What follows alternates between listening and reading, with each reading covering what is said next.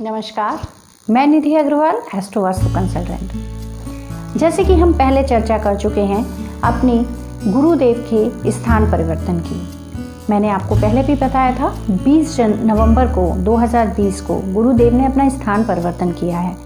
वो अब मकर राशि में आ गए हैं, यानी 10वीं राशि में। तो हम पहले चर्चा कर चुके हैं अपनी 6 राशियों की। तो अब मैं बात करती हूँ बाकी 6 राशियों की। अब नंबर है 7वीं राशि तुला का। तुला राशि में मकर राशि आती है हमारे चतुर्थ स्थान में, यानी गुरुदेव का स्थान अब चतुर्थ हो गया सुख भाव।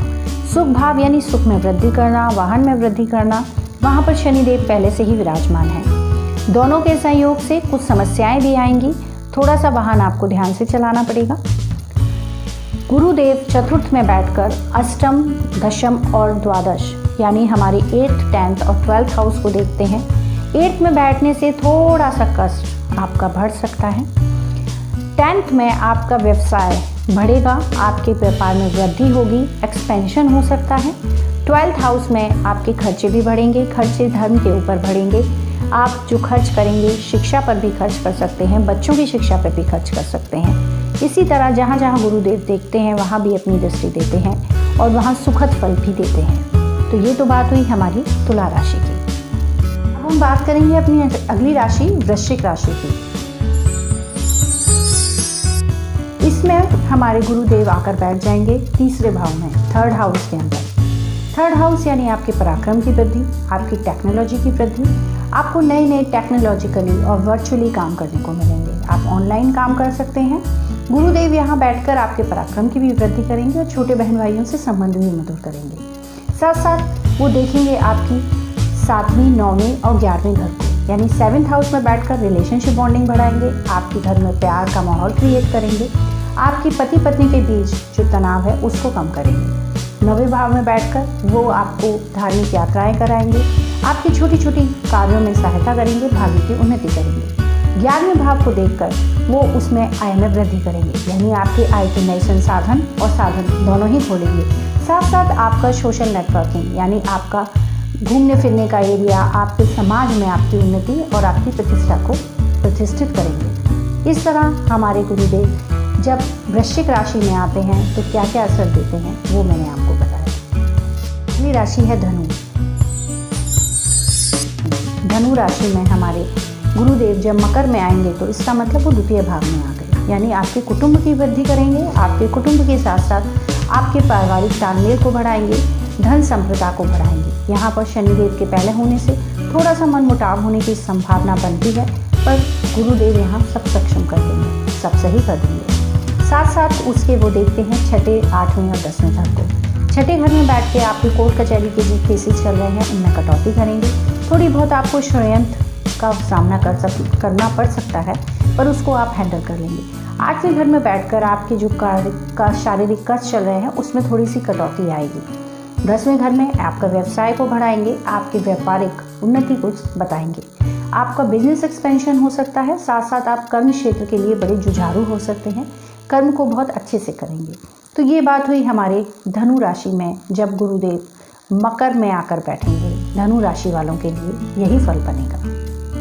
अगली राशि है मकर राशि। मकर राशि जिसमें गुरुदेव आजकल विराजमान हुए हैं हमारे 20 नवंबर से। मकर राशि में आने का मतलब हो गया वो प्रथम स्थान में आ गए, यानी पहले भाव में आकर आपके प्रभुत्व को, आपकी पर्सनालिटी को इम्प्रूव करेंगे, आपके लुक्स को इम्प्रूव करेंगे। आपका जो मन होगा वो ऐसी चीज़ों में लगेगा जो धार्मिक हो। आप नए ग्रंथ पढ़ना चाहेंगे, आप अपनी एजुकेशन पर फोकस करेंगे। साथ साथ इनकी दृष्टि पड़ेगी 5वें भाव पर, यानी पुत्र भाव पर, सुख भाव पर, आपकी संतान भाव पर। आप बहुत ज़्यादा अपनी संतान से सुख पाएंगे। अगर किसी को अपनी संतान से अच्छी रिजल्ट की या करियर की उम्मीद है तो वो अच्छा समय है। अगर आप खुद भी कुछ पढ़ना चाहते हैं तो भी अच्छा समय है। संतान से आपको सुख का अनुभव होगा। जिनके संतान नहीं है उनके संतान होने की संभावना बनती है। 7th हाउस पे इसकी दृष्टि पड़ने से आपके आपसी तालमेल में प्रभाव पड़ेगा। आप हस्बैंड वाइफ की रिलेशनशिप इम्प्रूवमेंट होगी। अगर शादी के योग हैं तो शादी में भी शादी का योग बनने की भी संभावना बनती है। आपके 7th हाउस में होने से आपकी पार्टनरशिप भी हो सकती है या पार्टनरशिप में वृद्धि होगी। साथ में 9th हाउस में इनकी दृष्टि पड़ती है। 9वें घर में तो देखने का मतलब है आपकी धार्मिक यात्राएं होंगी, भाग्य की वृद्धि होगी और साथ साथ आपको पिता से भी कुछ लाभ होने की संभावना बनती है। तो ये बात हुई हमारी मकर राशि में गुरुदेव के आने की। गुरुदेव जब भी देखेंगे, जहाँ भी देखेंगे, उसमें कुछ ना कुछ घटोतरी और बढ़ोतरी करेंगे। जब भी कोई प्लैनेट किसी राशि में मूव करता है तो उससे कुछ राशियों को फ़ायदा होता है तो कुछ को थोड़ा बहुत नुकसान भी होता है। हम किसी भी रिजल्ट को एक तरफ नहीं कह सकते कि इसके आने से सिर्फ ये फ़ायदा ही देगा या ये नुकसान ही देगा। दोनों तरह के प्रभाव हमारे जीवन पर पड़ते हैं। हम बात करते हैं अपनी कुंभ राशि की। कुंभ राशि यानी अब हमारे गुरुदेव आकर बैठ जाते हैं अपने से 12वें घर में, यानी कुंभ से 12वें घर में। 12वां यानी व्यय का घर है।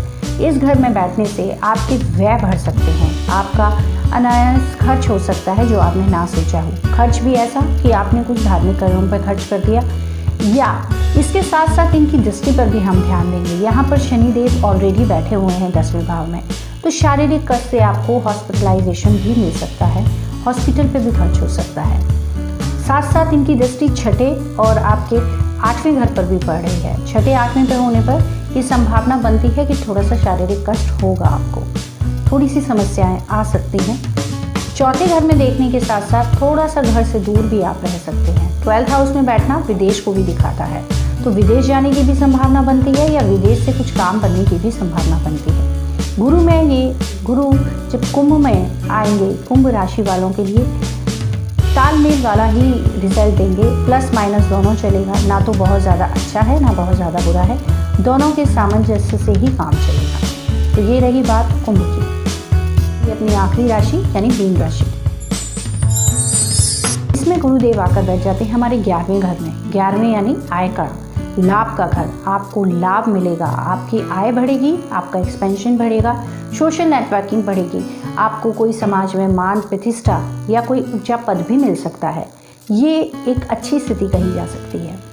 इसके साथ इनकी दृष्टि पड़ेगी आपके 3रे, 5वें और 7वें घर में।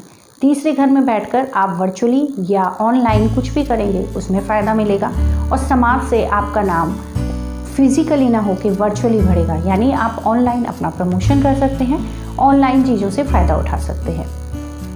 7वें घर में बैठने से आपके आपसी रिलेशन को इम्प्रूव करेगा, साथ साथ एक अच्छी बॉन्डिंग बनाएगा।